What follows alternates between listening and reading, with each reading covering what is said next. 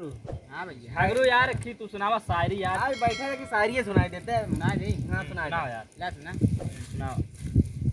आया बहार है। वाह वाह वाह वाह। आया बहार है जिया बेकरार है। वाह, क्या क्या बात है। इसमें ताली बजाओ।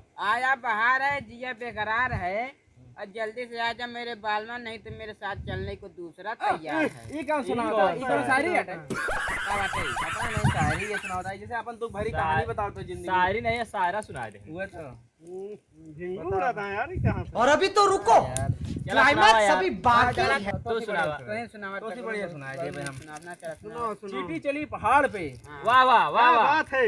मरने के वास्ते वाह यार क्या शायरी है। पहाड़ पे नहीं चढ़ पाए उतर आए। ये कौन शायरी है? शायरी तो क्या वापस इनका आ- देखा ये शायरी का सुना होता है। सबसे बढ़िया शायरी हमारे कैसे समझा। सुनते क्या लगे यार? ए डमरू हाँ अब तहां नंबर तू सुना। हमारा सुना पहले 500 पेज में बा। ठीक है कायदे सुना। अरे यार तगड़ा सुना है। ना सुना रहा जा नहीं सुना।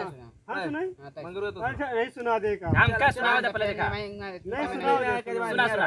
राजा ने रानी को लेके गए जंगल। क्या बात है। अच्छा है ना। हाँ बहुत राजा ने रानी को लेके गए जंगल। वाह वाह वाह क्या बात है। Kit kit kit kit kit kit kit kit kit kit kit kit kit kit kit फिर घरे चला आए।